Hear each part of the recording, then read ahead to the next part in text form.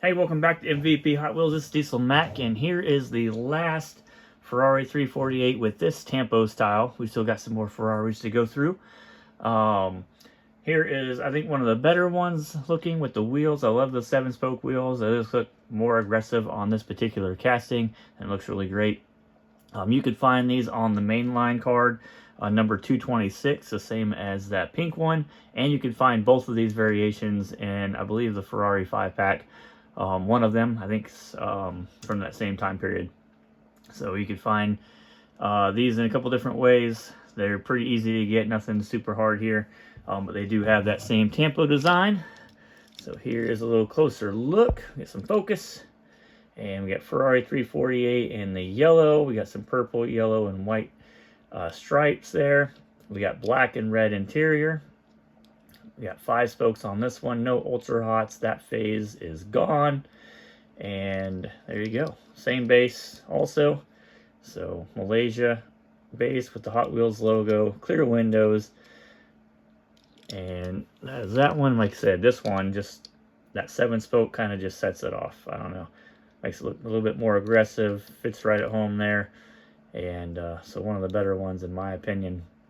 Everything else is the same. Clear window, red and black interior, same Malaysia base there with that Hot Wheels logo. And like I said, this is the last time they used the Tampo, and then they kind of went into using the Ferrari logo on the hoods and stuff like that.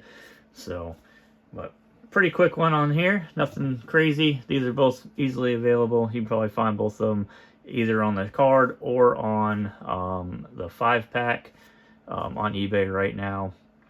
The 5-pack usually runs about $20-$25 depending on what's in it. Could be a little bit more. And then the singles collector number packs, you're talking, you know, probably $5-$10, you know, shipped and everything. So nothing crazy.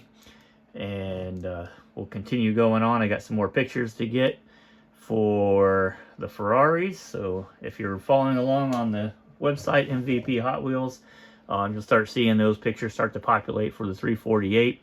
Hopefully you have better things to do than just watch me put pictures on there.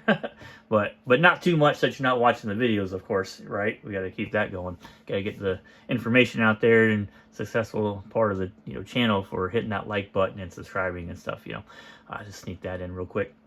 But and if you want to support the website, head over to the website mvphotwheels.com. You'll see these pictures. If you subscribe for $5, you could add these cars and many more to your collection list. You could probably use these for insurance purposes as well. Another thing we thought of is that you'd have a collection, a list of all your cars down the road. Once the auction house gets on there, there'll be values assigned, and you'll have a value of retail for your collection. So that's going to be coming once the auction house gets up and cars start selling, of course, and we get it all connected. So a little bit down the road for that part of it, but it is in the works, and we're trying to get everything in there. That's what the RVP gauge is in there. It tells you that what the value is. It tells you what the rarity is. It tells you if the popularity is kind of going up. So if it's selling more and for more money in a short period of time, that will start to increase. So all that is already built and ready to be set up for when the auction house comes. And that way, I'm not telling you what the values are. And again, I've given these values. Remember, that's just at the time of the video and just my personal opinion. You can go on there and find cars for less or more pretty easily, of course, right? So allegedly these cars are worth that much, just my opinion. But I have been, buying cars for a long time, for the last 30 years, and collecting since 1995, which is why it's my favorite year. So I've got a little bit of an idea of some of the values, and sometimes they get off. If I've gotten the car 10 years ago, that might be the price in my head, and it might be 10 years old. So I apologize if it's wrong, but like I said, it's just a value to kind of get you started. At least I'll tell you which ones are rare and not rare. These two are not rare. And that information will also be on the website.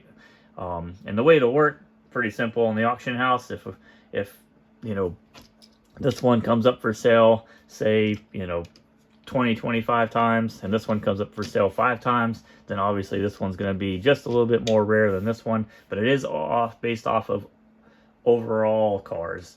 So there'll be a number of sales on this that will have probably a small influence on the rarity of it, because I don't want, you know, there to be, you know, 100,000 of both of these, or 100,000 of this one, and, you know, 50,000 of this one, and they're both pretty equally, you know, you could obtain them almost at any time, but it shows like one's way more rare than the other, and then shows more rare than, say, you know, something like this park and plate Blazer right here, right, where we know this one's more scarce. It's international only package, and, you know, there's just not a lot of in the values up there. So there's consideration into valuing and putting a rarity on these cars that's going to go part of that, and it's all going to be in a logic form, right? There's no opinions being expressed when it goes onto the website. So when you go on there, it's based off of something that happened on the auction house, and it gives you a pretty good indicator, and it'll always be up to date. So old sales at some point will eventually drop off, or maybe we'll have a way that you can, you know, look at all sales collectively, no matter when they're from, especially on some cars. You know, if some cars never sell, say for, you know, like 5 years, every once in a while, you know, it comes up once every 5 years or something. We don't want that, obviously, no information, because it dropped off. So we'll just have to figure out how to kind of keep all that in line. But yeah, there's a lot incoming on the auction site, and can't wait to kind of get that going. There's a very simple form of the auction kind of up right now, but it's not, you know, it's not a good tool to use. It's not ready for the mainstream yet, so we're trying to get that going. It's going to take a little while. It's going to take some money for the development, and you can support that by subscribing. It's only $5 a month. But thanks for watching. Hit the like button, subscribe, and I'll see you guys next time.